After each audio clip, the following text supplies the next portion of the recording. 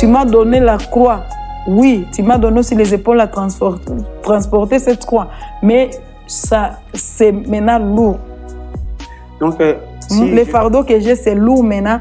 Éternel, décharge-moi, aide-moi, change cet homme pour l'amour du Christ, parce que quand il sera changé, on va bien te servir et moi aussi je serai en paix.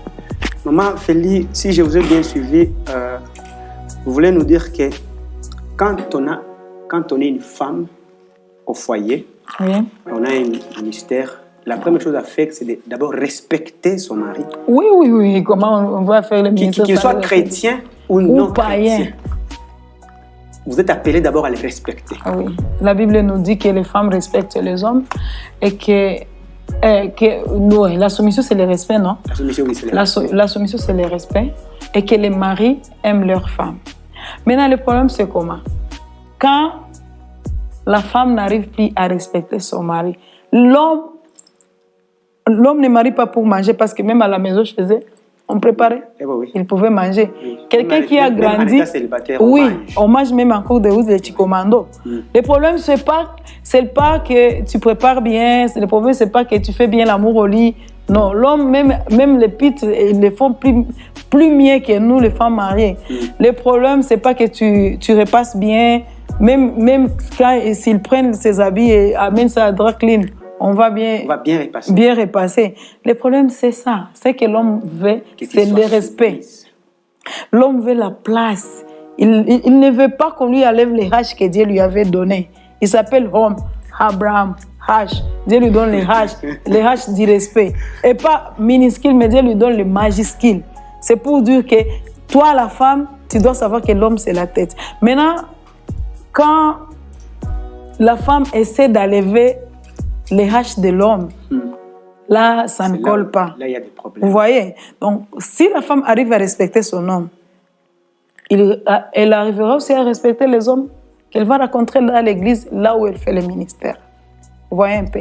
Mais si la femme ne respecte pas son mari à la maison, même les hommes qui seront dans son ministère, elle ne respectera jamais. Donc, une femme sauvée doit d'abord savoir que l'église commence dans la maison. Une femme sauvée, c'est pas parce que j'ai le ministère que je vais faire comment? Que je vais ignorer mon mari. L'erreur que nous faisons, nous les femmes pour le moment, nous respectons beaucoup les pasteurs plus que nos maris. Il y a même un homme dans sa maison n'a jamais vu les dents de sa femme. Mais quand un pasteur est là, elle devient joyeuse. Il y a un homme qui m'avait dit un jour, lui, il était de retour au travail maintenant. Il avait trouvé le lit bien perfectionné là. Il s'est demandé c'est quoi au juste, qui va venir? Jésus va venir nous visiter. Et puis la femme dit non, mon mari ne faut pas monter sur ce lit là. Tu sais pourquoi? Le pasteur va venir et puis il va passer dans la chambre, venir prier. Ils ne font pas. Dans dormir. Quelle chambre? Dans notre chambre. Le pasteur, ok. Le pasteur va venir prier à la maison, maintenant il va passer aussi dans la chambre. Alors la femme, le mari lui dit mais non. L'homme de Dieu doit venir prier dans toute la maison. Donc, le lit doit être bien confectionné. Maintenant, le mari lui demande, mais ma femme, depuis qu'on est ensemble, 10 ans de mariage, tu n'as jamais confectionné les lits comme ça. Donc, tu sais aussi comment confectionner les lits. Comme le pasteur va venir, maintenant, tu confectionnes bien les lits. Tu vois un peu. Il y a les choses que nous faisons aux hommes de Dieu que nous ne faisons pas à nos propres maris. Or, la personne qui doit d'abord enjoy sa femme, c'est le mari qui t'a pris à mariage. Donc, la personne qui doit d'abord s'amuser, qui doit être heureuse, la personne qui doit être heureuse, qui doit s'amuser, qui doit faire tout, ça doit être d'abord ton mari. Vous voyez? Une autre question que je voulais vous demander. En tant qu'une femme, lorsque vous êtes déjà, je peux dire, pasteur, ou vous êtes bishop, est-ce que vous ne vous sentez pas au-dessus quelque part, comme ça, quand c'est vous qui êtes en train de diriger, vous ne vous sentez pas comme s'il y a des ailes qui commencent à pousser? Vous savez, ça c'est encore l'erreur. C'est l'erreur comment? S'il y a des gens qui doivent être humbles, ça doit être les hommes de Dieu. Mais l'erreur que nous commettons, c'est maintenant le moment d'être zélé. Ce n'est pas un bon moment. s'il y a le bon moment dans notre vie de servir Dieu, c'est le moment que nous devons être humbles. Parce qu'en étant humble, nous ne perdons rien. Je me suis dit toujours que quelqu'un qui est assis sur terre, ce n'est pas facile de le faire encore tomber. Parce qu'il est d'abord sur terre. Mais celui qui se tient debout, c'est facile que tu viennes et tu le mettes par terre. Oui. Mais Jésus, d'abord, la personne avec qui nous ressemblons, c'est Jésus. Jésus lui-même, il était humble. Et c'est pour cela que la Bible nous dit que Dieu lui a élevé au-dessus de toutes choses. Dieu lui a donné les noms au-dessus de tous les noms. En fait, qu'au nom de Jésus-Christ, tous genou fléchissent. Et toute langue confesse qu'il est Seigneur. Pourquoi? Parce que Jésus était humble. Quand vous voyez dans une personne, il n'y a pas l'esprit d'humilité. Il faut savoir qu'il y a l'esprit de diable dedans. Parce que peu importe qui il est. Qu'il soit bishop ou comment. L'orgueil, c'est la ruine. Vous voyez? D'abord, le fruit du Saint-Esprit, c'est l'humilité. Quand quelqu'un est humble, il a d'abord le fruit du Saint-Esprit. Si vous voyez quelqu'un qui fait toujours comme ça, il se tape la poitrine, donc ce n'est pas c'est lui qui fait, ce n'est pas l'Esprit de Dieu qui fait. Parce que quand l'Esprit de Dieu fait, la première chose, il te brise. Quel que soit l'orgueil que tu avais, tu dois être brisé. Parce que lui, il veut prendre la place. Que toi, tu disparaisses, que lui apparaisse contrôle. Et que la gloire revienne à l'Éternel. Maintenant, l'homme qui est humble, l'Éternel l'élève. Mais l'homme, il y a la différence entre être humble et être humilié. L'homme qui est humilié, c'est l'homme, un autre homme comme toi qui te prend, il t'a relevé, il t'humilie encore. Okay. Donc quelqu'un vient, il t'humilie. Mais celui qui est humble, il s'humilie sans que quelqu'un vienne l'humilier. Okay. Il s'humilie en fait que la gloire soit rendue à Dieu. Vous voyez? Et que Dieu lui-même qui l'appelait le relève maintenant. Si vous voyez un serviteur de Dieu qui sert Dieu avec l'orgueil, sache que c'est un serviteur de l'autre, là qu'on ne parle pas les noms. Ni chez les femmes, ni chez les hommes, ni chez les femmes. On doit être d'abord, oui, d'abord recevoir le Saint-Esprit, il doit te briser. Si tu étais une maman, une femme querelleuse, tu parlais beaucoup. Si tu étais une femme, tu répondais n'importe comment, femme sans manière. D'abord, quand Dieu veut t'utiliser, il te taille. Il te taille. Quand Dieu te taille, tu restes maintenant pour sa gloire. D'abord, ton mari voit les changements dans toi. Il va dire non, mais quand moi j'avais marié cette femme, elle n'était pas comme ça. Alors le Dieu que cette femme est en train de servir, je dois aussi les servir. Parce que je vois dans cette femme une chose promettante. Je vois dans cette femme qu'il y a un changement. Même les enfants vont dire Maman a déjà changé. Maman a déjà changé. Même ton entourage doit dire oh, cette femme, elle a déjà changé. C'est à ce moment-là maintenant que nous amenons les gens auprès de Dieu. Et accepter que vous servez réellement l'Éternel. Oui. Mais si vous voyez quelqu'un en cours de route qui est toujours zélé, malgré que la personne a rencontré l'Éternel, elle veut qu'elle apparaisse et que Dieu disparaisse. Où est la gloire de Dieu? Il n'y a pas la gloire de Dieu. Parce que Dieu nous a créés pour sa gloire. Quand Dieu ne trouve plus la gloire dans toi, toi tu trouves la gloire chez les hommes. Chez les hommes, tu es déjà payé. Dieu ne te paye plus. C'est comme les hommes te payent. Les hommes te payent parce qu'ils vont faire comme ça. Quand les hommes là-bas supportent Vazo Ganga, là tu es payé. Mais quand les hommes acclament pour Dieu, quand les hommes t'applaudissent, donc ça suffit. Tu es déjà payé. C'est ça, tu travailles pour les hommes, tu as déjà les salaires. Mais quand tu travailles pour Dieu, quand les gens acclament, ils disent gloire soit rendue à l'Éternel. Dieu a sa gloire, il te paie parce que tu as fait la gloire de Dieu. Mais lorsque tu fais ta propre gloire, qu'est-ce que tu veux? Tu voulais qu'on te voie, maintenant on t'a déjà vu. Il disparaît maintenant. C'est pour cela que tu vois, il y a les gens qu'on avait connus depuis longtemps. On ne parle plus de ces gens-là parce que leur nom arrive à disparaître parce qu'ils ont donné la gloire à leur nom et non la gloire à Dieu. C'est ça. Donc, peu importe qui on est, quand on sert Dieu, on doit être humble. On doit être humble. Okay. Même les femmes aussi, quand les femmes tournent des grands postes, des bishops, est-ce qu'une femme peut être bishop? D'abord, bishop, c'est quoi? C'est la sentinelle des autres. Non? La sentinelle des autres, quoi. La Bible nous dit, si tu veux être grand, il faut d'abord savoir commencer à servir le petit. Il y a des gens, qui ne croient pas au ministère de la femme. Oui, la plupart des gens vraiment ne croyaient pas au ministère de la femme parce que d'abord, il y a les gens qui se disent non, une femme ne peut pas prêcher devant les gens, une femme ne peut pas faire ceci, une femme ne peut pas faire cela. Mais moi-même, je me dis les jours tu vois, Jésus avait demandé à ses disciples de s'enfermer pour attendre l'aide du Saint-Esprit. Oui. Parmi ces disciples-là, il y avait des femmes. Il y avait des femmes. Même la mère de Jésus était là. Maintenant, je me suis dit, quand le Saint-Esprit était descendu, c'était seulement sur les hommes.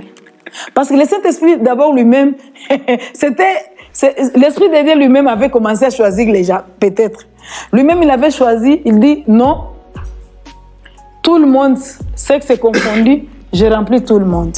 Il n'a pas choisi, il dit, j'ai rempli Paul, je laisse Marie de Magdalène. Il n'a pas choisi que j'ai rempli Pierre, je laisse Marie, mère de Jésus. Non, il a rempli tout le monde pour dire que nous tous, étant remplis du Saint-Esprit, nous pouvons faire le ministère de Dieu. Non, il y a des gens qui disent que quand on voit une femme, on voit la faiblesse. Et quelqu'un qui est faible ne peut pas faire l'œuvre du Seigneur. Mais l'Éternel nous dit que c'est lui qui donne la force aux faibles pour qu'ils soient forts.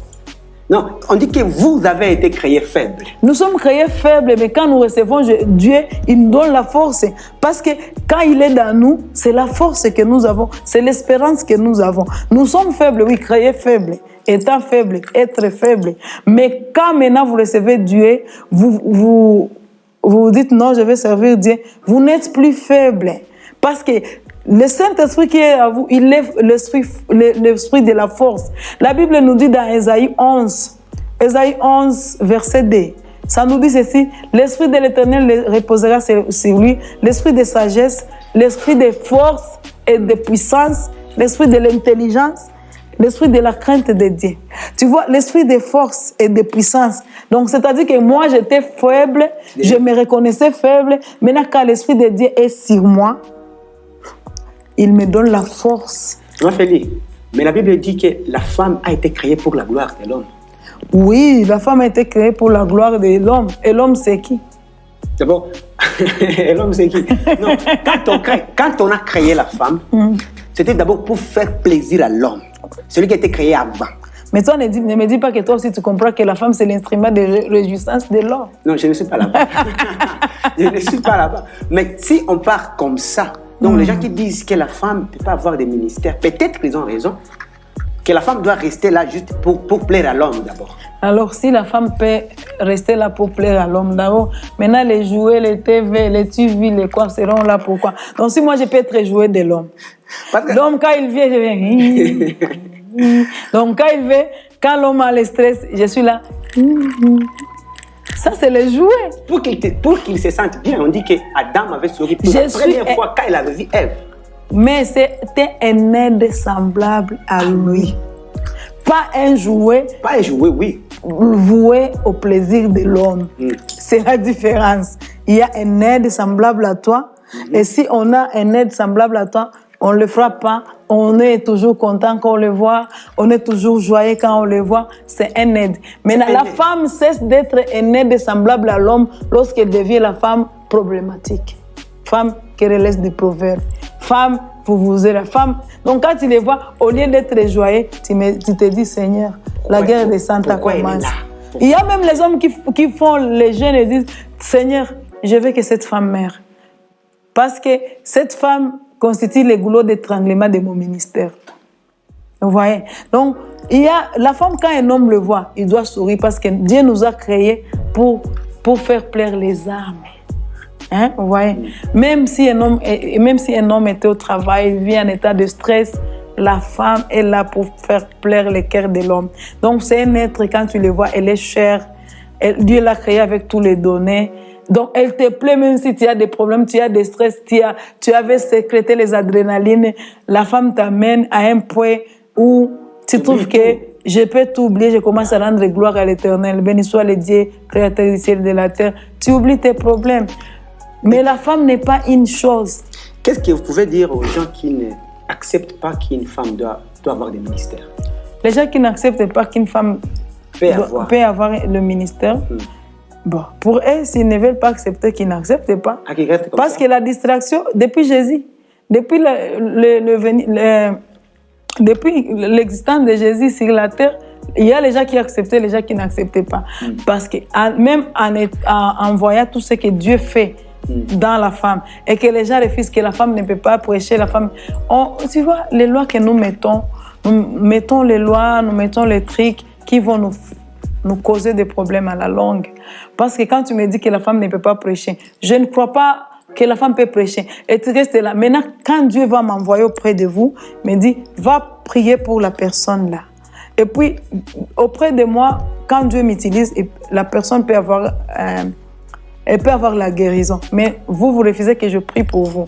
Et que la grâce, je suis venue avec la grâce, et la grâce retourne avec moi. Vous avez perdu. Donc, personne ne peut... Qui peut appeler sale, impire, ce que Dieu a appelé pire? Personne. Qui peut condamner ce que Dieu a justifié? Personne. Et qui peut who can bring down? Qui peut rabaisser ce que Dieu a élevé? Personne. Personne. C'est-à-dire que quand Dieu me restaure et me dit, je t'envoie pour me servir, si les gens ne m'acceptent pas, je fais seulement comme ça. Jésus avait dit, il nous avait donné le mouvement à prendre. Là où vous allez, si on ne vous accepte pas, secouez vos pieds, retournez avec votre paix. Mais quand on vous accepte, laissez la paix là où on vous a accepté. Si un homme refuse que la femme ne doit pas faire le ministère, si un homme dit que c'est comme ça, c'est-à-dire que ce sont les hommes-là, les opposants, pas même les opposants, mais les hommes dictateurs, ce sont les hommes-là qui ne croient même pas que la femme... endurcis. Ce sont les hommes-là qui ne croient même pas que la femme peut aller au bureau, que la femme peut travailler. Donc, ce sont les hommes qui voient toujours la place de la femme dans la cuisine. À la maison. Non à la maison, dans la cuisine. Parce qu'il y a les hommes qui n'acceptent même pas que les femmes entrent au salon quand ils ont les gens au salon. Parce il y a déjà des hommes? Il y en a. Il te dit que ta place, c'est à la cuisine. Après la cuisine? Après la cuisine, c'est au lit. Pasteur ajoute. Alors, j'ai à la fin de moi, je peux dire, une pasteur. Ok. Moi, Félix, je me souviens, il y a un homme de Dieu. J'étais avec lui avant qu'il parte. Aujourd'hui, il est en Europe. Amen. Il m'avait dit que s'il sait qu'il va travailler demain à l'église, la personne avec qui elle aime passer beaucoup de temps, surtout la nuit, c'est sa femme. Parce que la femme, c'est une bénédiction. Et puis, il y a un autre homme de Dieu. Lui, c'était le contraire. Que s'il va travailler demain, il ne peut pas même toucher sa femme. Toi, en tant qu'un pasteur, qu'est-ce que tu peux souligner par là? Vous savez que ce qui nous cause des problèmes, ce sont nos habitudes et les choses que nous nous mettons en tête. Il y a les gens qui ne savent pas distinguer la distraction, être dépassé et servir Dieu. Il y a les gens qui... Moi, je me dis toujours que d'abord, servir Dieu, ça doit être un privilège pour nous. Et servir Dieu, ce n'est pas veut dire que nous sommes ignorants. Parce que Dieu lui-même crée la femme. Bon, Dieu n'avait pas demandé la vie d'Adam. Non. Adam avait vu que toutes choses étaient dédiées. Maintenant, lui, il était au lit, il dormait. Donc, Dieu a amené Ève auprès d'Adam, à côté. Sans qu'il sache. Sans qu'il sache qu'Ève viendra le matin. Ce n'est pas un programme ou un rendez-vous que Dieu avait pris avec Adam. Donc, Adam avait reçu Ève parce que Dieu, dans lui, Dieu connaît ce qui est bon pour nous. Dieu a trouvé que la femme que je veux mettre à côté d'Adam va faire la joie d'Adam. Alors, Dieu dit non, j'aime la joie de mon peuple. J'aime la joie. J'aime que Adam soit aussi, m'exalte. J'aime que Adam ne soit pas isolé. Maintenant, Dieu a dit non, laisse-moi mettre à côté de lui, dit ami à côté d'Adam. Maintenant, je me suis dit, Adam, pourquoi? Parce qu'Adam était seul avec des animaux. Pourquoi il n'avait pas eu peur lorsqu'il a vu la femme? Pourquoi il n'a pas dit au nom de Jésus? Pourquoi il n'a pas fait ceci? Non. Au lieu de chasser la femme, Adam était content de voir un être semblable à lui. Vous voyez? Dieu n'est pas là pour nous détacher, il est là pour nous approcher. Si un homme de Dieu commence à avoir des conditions pour servir Dieu, question mark. Il faut dire qu'il y a un problème. Qu'est-ce qui te dit quand on couche avec sa femme, c'est-à-dire que l'onction ne viendra pas? C'est ta femme. Quand on est au lit, on est dans la chambre, il y a même les anges qui applaudissent en voyant les merveilles que les hommes et les femmes font au lit. Hein? Tu vois un peu? Donc les anges aussi, ils sont aussi contents de voir que Dieu a fait de bonnes choses pour eux. C'est le moment que l'homme est déstressé. Donc, vous êtes en train de nous dire que même si je peux travailler demain à l'église, je vais prêcher, je vais modérer, je vais faire quoi que ce soit, je ne peux pas repousser ma femme. Non, comment repousser ta femme? C'est un de ça. Tu te repousses toi-même. Pourquoi ne pas... L'homme a 12 paires de côtes. Pourquoi ne pas lever un côte et dire, je ne vais pas servir Dieu avec ses côtes? La femme, c'est les côtes. Un côte, tu ne marches pas, 12 paires de côtes. Donc, c'est-à-dire quoi? C'est-à-dire que je ne peux pas rester sans côte. Je serai... Ça doit vraiment être là. Ça doit être là. Je ne repousse pas ma femme. Ma femme a besoin de moi. À moins que ma femme me dise non, ou bien mon mari me dit non, aujourd'hui, je n'ai pas besoin de toi parce que demain, tu auras les services. Mais quand il a besoin de moi, je dois d'abord le laisser jouir. Je dois d'abord le laisser dans la joie et qu'avant de faire la joie des autres, tu vois un peu, je dois le laisser dans la joie. Si le serviteur de Dieu me dit que moi, dans mes habitudes, je ne peux pas coucher avec ma femme parce que je vais prêcher les matins. Donc, sa femme, ce n'est pas porte chance. Sa femme, c'est porte malheur. Maman Félie, en tant qu'une servante de Dieu, lorsque vous vous rencontrez que demain, vous allez servir à l'église et que votre mari a besoin de vous, donc il est impossible pour vous de les repousser. Il a besoin de moi... Avant que vous partiez. Il a besoin de moi au lit. Au lit, oui. Au lit, ok. S'il a besoin de moi avant que je parte, oui. Il a besoin de moi. Oui. Je le satisfais. Après l'avoir satisfait, je pars maintenant faire le travail. Parce que d'abord, tu dois commencer à la maison. Je commence à la maison. Je ne vais pas terminer à l'église. Parce que les gens vont acclamer. Ils vont me voir se rendre joyeux parce que, tu sais quoi? Tu sais que l'acte sexuel, ça déstresse la tête. Parce que personne ne va me dire que c'était l'accident. Un homme quitte, par exemple, je peux dire, l'homme quitte le salon, moi je suis en chambre, et qui vient, ce n'est pas la violence, ce n'était pas l'accident. Chacun désire l'autre. J'ai besoin de toi. Tu t'es déjà lavé, tu dis, chérie, à 9h, je vais aller à l'église, à 9h, je dois prêcher à 10h. Il te dit, comme c'est à 9h, aide-moi d'abord ici, et puis après, je vais te laisser aller. Il y a des moments où si tu l'as bien fait, il peut même t'accompagner. Parce que d'abord, il est joyeux. Mais il est content. Et ça rend gloire à Dieu. Ça rend gloire à Dieu parce que Dieu lui-même veut que cet homme-là qui le représente soit dans la joie. Tu vois un peu. Mais quand je dis, non, je vais venir après, je laisse un âme souffrir à la maison, je pars sauver les âmes qui peut-être une autre personne pouvait les sauver. Ouais. Je vois. Alors, quand vous avez déjà vu que votre mari est endurci et il ne veut pas changer, vous êtes humble, vous êtes soumise, vous essayez de tout faire pour lui, mais l'homme ne change pas. Et ça arrive au moment qu'il commence même à refuser que vous partiez à l'église. Quand il endurcit son cœur, c'est-à-dire qu'il arrive à un moment où il me contraint même de servir mon Dieu. Là, ça devient les cailloux, les cailloux dans ma chaussure. Qu'est-ce que je fais? Je retourne auprès de celui qui m'a appelé. Je retourne auprès de celui qui a envoyé cet homme sur mon chemin. D'abord, je me marie une fois pour toutes, je ne divorce pas. Donc, je n'ai pas le droit de divorcer. Je suis une servante de Dieu. Je suis une servante de Dieu. Je dois être exemplaire dans mon ministère. Parce que si un jour j'arrive à croiser quelqu'un qui a le même problème avec moi, je ne dois pas lui dire de quitter son homme. On ne quitte pas le mariage parce que l'homme est dur. Parce que nous, les femmes, avant de nous marier, quand on est encore filles, avant de s'engager avec l'homme, nous savons les genres d'hommes que nous épousons. Mais pourquoi nous les épousons? C'est parce que nous avons l'envie d'être épousés. Nous avons l'envie de porter une robe blanche. Mais nous ne savons pas qu'en dehors de la robe blanche, il y a les problèmes à surmonter. Il y a les chats à fouetter. Il y a les obligations à remplir. Vous voyez? Nous, les femmes, nous voyons seulement les robes blanches Et quand nous voyons dans les quartiers que tout le monde était parti, que nous restons seuls, maintenant, là, on marie le premier qui se présente. Maintenant, après avoir obtenu le mariage, on rentre alors à l'extérieur, on dit, mais j'ai obtenu ce que je cherchais. Maintenant, tu veux changer. Non.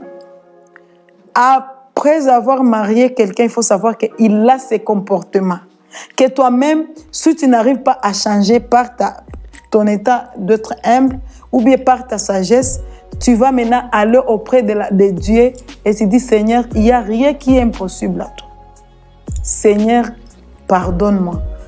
Aide mon mari. Rencontre mon mari. Il ne peut pas être difficile comme Paul.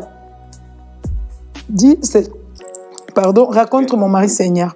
Et Dieu va les rencontrer. Le problème pour nous, quand nous prions, nous croyons que ça va se faire à ce moment-là. Non. Comme de la magie. Non, Dieu n'est pas magicien. Quand tu pries, laissez maintenant à Dieu l'état de rencontrer ton mari. Je ne vais pas aller à cette heure même, je prie et puis je dis, tu n'as pas changé, je te quitte. Non, cet homme n'est pas mon enfant. Même un enfant, je dois attendre son avis. Je dois prier, Seigneur, rencontre mon mari.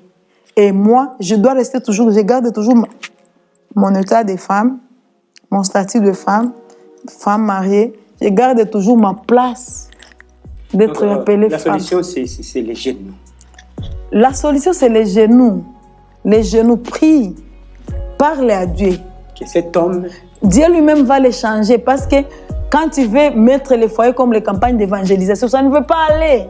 Les foyers n'est pas une campagne d'évangélisation. On ne peut pas divorcer parce que l'homme a refusé de devenir croyant. Non. Pourquoi divorcer parce qu'il a refusé de devenir croyant? Mais on voit ça ici, ça s'est fait.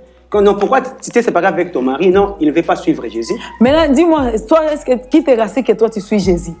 Ou bien c'est ta tête, ou bien tu as trouvé une autre personne que tu as appréciée. Maintenant, tu veux mettre les fardeaux sur cet homme-là. Parce que nous sommes mariés pour le meilleur et pour le pire. Quand il y a le pire, nous consommons. Quand il y a le meilleur, nous applaudissons. Vous voyez? Je ne peux pas seulement venir, même vous. Vous allez me dire combien de temps vous aviez pris avant de croire à Dieu. Vous allez me dire parce que vous êtes encore jeune. Croire à Dieu, pour vous, c'est un sacrifice. Vous refusez beaucoup de choses. Maintenant, si ça vous a pris du temps, qu'on vous parle de Dieu. Maintenant, à combien plus forte raison un athée, par exemple, ou une personne qui n'a jamais entendu le nom de Jésus, ou une personne qui l'attend, mais il l'attend dans de bouche de farceurs, les gens qui trouvent qu'ils parlent de Dieu, mais ils font ça, ils parlent de Dieu, ils courent toujours derrière les femmes d'autrui. Donc, les hommes, il faut leur donner la raison de croire en notre Dieu. Comme vous avez dit avant. Il faut donner à quelqu'un la raison de croire à ton Dieu. Qu'est-ce que Dieu a fait dans ta vie? Maintenant, l'homme là, pourquoi un homme, quand il est athée, il ne te dit pas toi aussi d'être athée? Parce que, je ne sais pas, parce que peut-être qu'ils ne veulent pas que tu sois comme lui. Non. Oui. Pourquoi un homme, quand il est rose-chrétien, franc-maçon, il ne t'amène pas immédiatement d'être là? Il y a le problème, c'est quoi? Tu dois avoir aussi la conviction. Tu dois être convaincu de faire quelque chose. Ce n'est pas que quelqu'un t'amène à faire ces choses que tu ne veux pas. On ne fait jamais ce qu'on va regretter. On fait toujours une chose, on sera conséquent. Je fais ceci, mais si la conséquence arrive, je vais assumer parce que c'est mon choix. Vous voyez? Maintenant, pour arriver à mettre ton mari sur ton chemin, sur le même chemin que toi, tu dois demander l'aide du Saint-Esprit. Que l'Esprit de Dieu descende, l'aide et qu'il l'amène à être convaincu que je dois servir le même Dieu que ma femme. Parce qu'il n'y a pas vraiment une grande joie quand vous vous trouvez que vous lisez la Bible ensemble.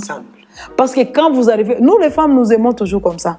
Quand vous arrivez à prendre votre mari par la main, vous allez à l'église, vous savez, et il y a des moments où l'homme te dit, chérie, donne-moi ton sac.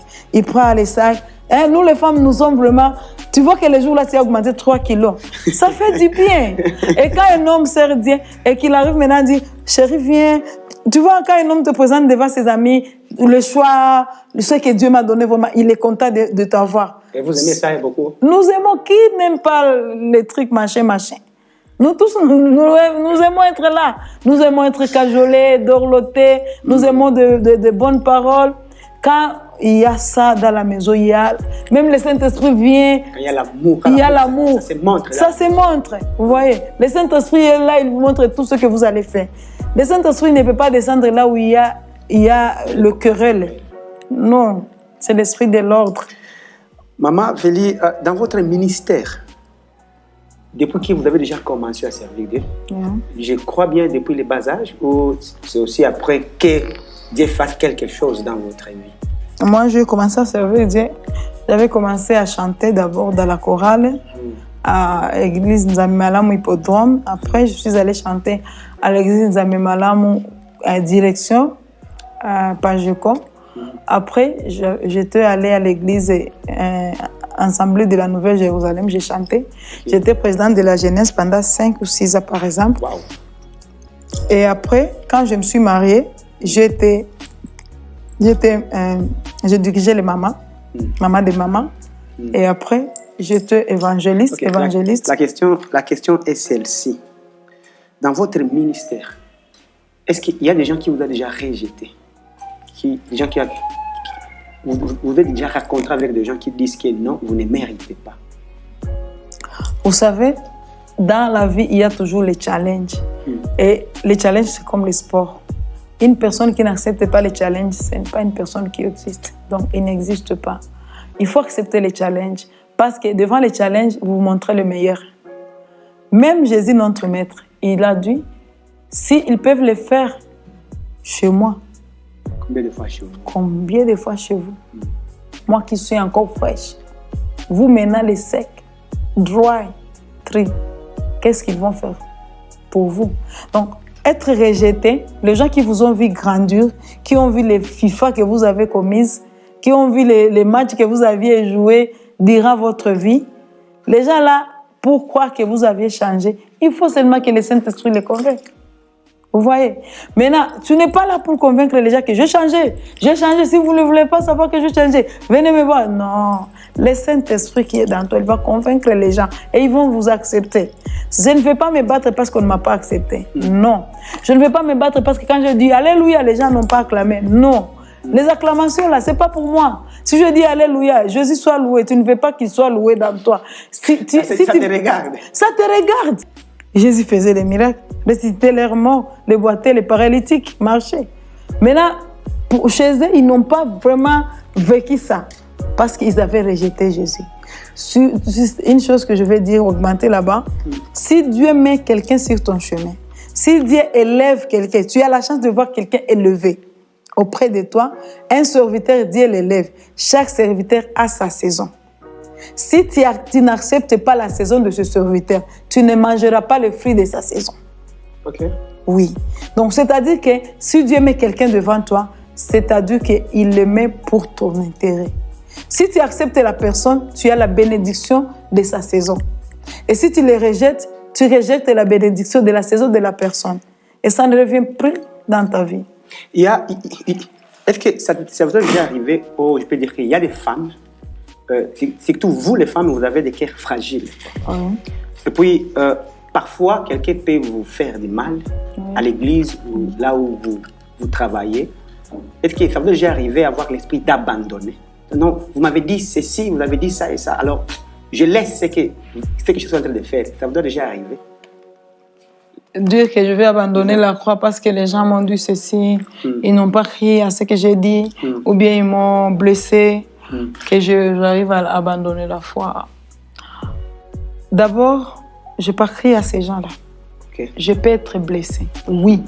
Je peux être blessée, j'arrive à un moment, je pleure. Tu me dis que tu vas voir quelqu'un qui te répond, mais tu dis qu'il me répond comme ça, mais il est moins âgé que moi. Quelqu'un qui te voit comme nothing, il voit que tu n'es rien, il te prend comme ça.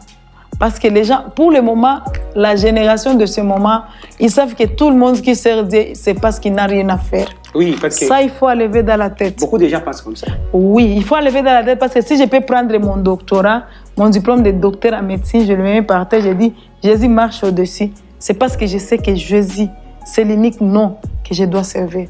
Amen. Amen. Maintenant, quand les gens croient que la personne qui vient servir Dieu, c'est parce qu'il manque à faire, ce n'est pas l'argent que les gens manquent. nous avons l'argent, que nous disons, Seigneur, prends tout. Tu vois, ce sont des exemples, vous voyez, des docteurs, des professeurs, ils croient à Dieu parce qu'ils savent déjà qu'ils abandonnent tout. Parce qu'ils savent déjà qu'en croyant en Dieu, nous avons tout. Nous avons l'assurance de tout. Vous voyez? Maintenant, quand quelqu'un arrive à me blesser, et quand il arrive à me blesser, la personne là, je ne la vois pas. Parce que personne ne peut te blesser sciemment si ce n'est pas un esprit qui le pousse à te blesser. Okay. Maintenant, quand le diable te cherche partout et il trouve qu'il ne t'a pas eu, il entre dans ton ministère. Et quand il trouve que dans ton ministère, il n'a pas réussi, il entre dans tes enfants. Il peut même entrer dans ton mari. Parce qu'il cherche quelque chose que tu abandonnes. Moi, je ne suis pas parmi les gens qui vont abandonner la foi parce que j'ai été blessée. Peu importe ce que les gens peuvent dire. Ça, non. Je suis parmi les gens qui vont foncer malgré les paroles de gens, malgré les cailloux, les pierres qu'ils vont jeter. Peut-être que vous êtes une femme courageuse. Ça, c'est le courage parce que c'est un risque que je prends. Parce que les gens, quand ils vont te dire non, elle ne mérite pas. Tu vas écouter.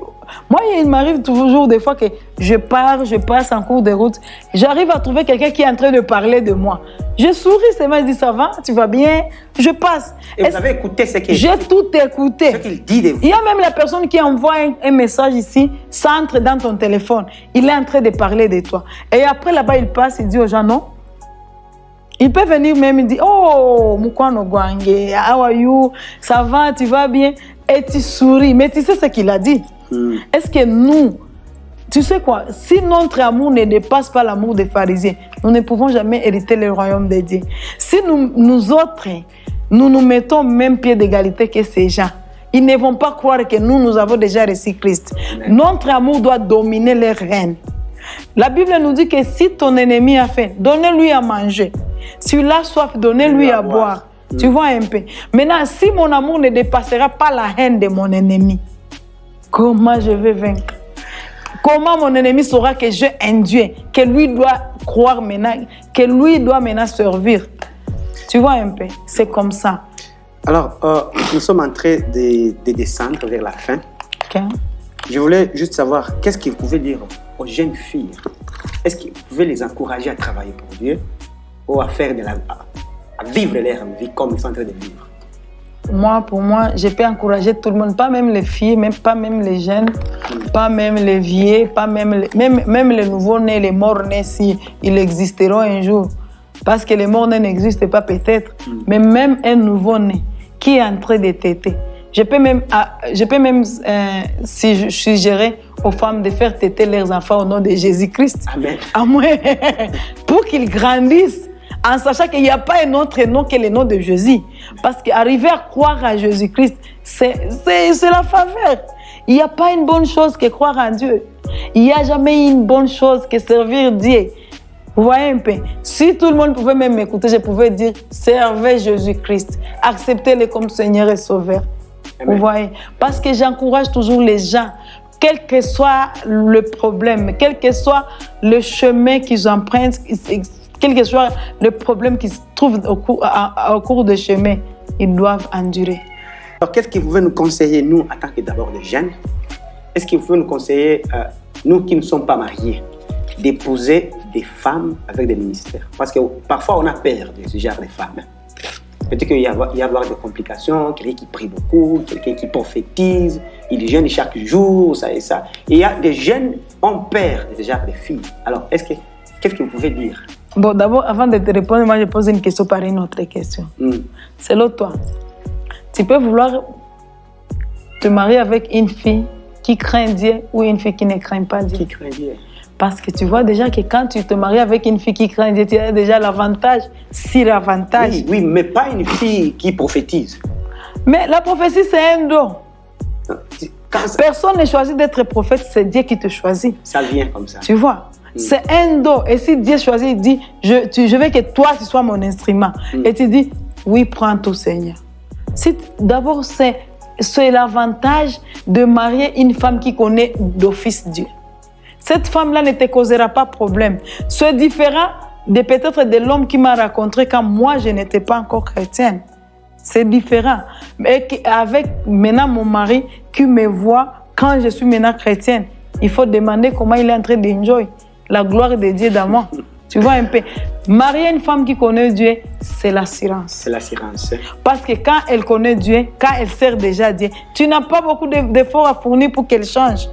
Les souhaits de tout et chacun de nous, les souhaits de tous les maris du monde, c'est de marier une femme sauvée. Parce que, attention, si une femme n'est pas sauvée, c'est un danger public. Oh oui. Si une femme est sauvée, c'est le gain de la famille. Oh oui. La femme, elle est tellement dangereuse parce qu'elle est facile à détruire. La femme peut détruire facilement. La femme peut te tromper en te voyant, en te regardant tout droit dans les yeux comme ça. La femme peut même détruire ta vie à une seconde si la femme n'est pas sauvée. Mais si la femme est sauvée, c'est une femme conservatrice. C'est une femme tolérante. C'est une femme qui est pleine d'espérance. Tu vois, c'est une femme aussi, vraiment, je ne sais pas comment te dire, mais c'est une femme qui endure. C'est une femme qui est pleine d'amour parce que le Saint-Esprit est dans elle. C'est une femme qui te donne toujours l'espoir d'avancer. Tu n'auras jamais un problème quand tu es avec une femme. Elle comprend tout facilement.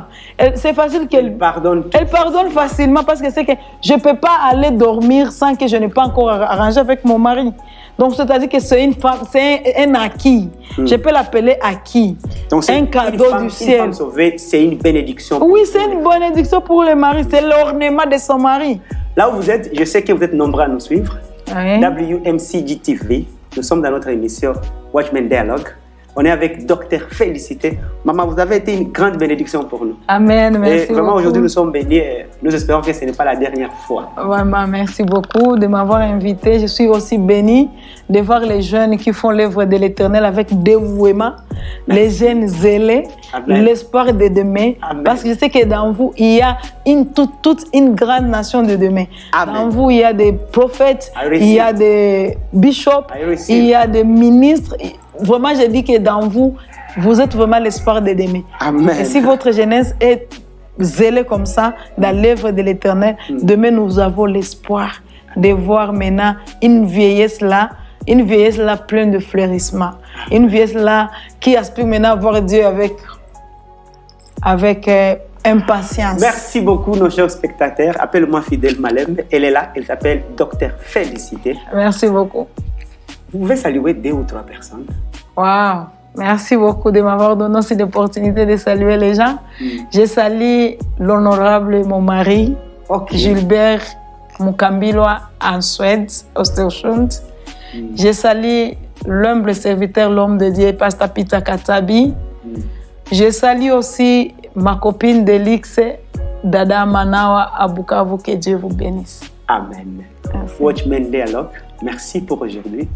Maman Félicité, merci oui, pour papa fidèle. Et à la prochaine, ça sera pour nous vraiment une très grande occasion encore de vous voir. Merci beaucoup. Et nous sommes certains que nos spectateurs aussi auront envie une autre fois d'être avec vous. Merci beaucoup. Merci et que Dieu vous bénisse.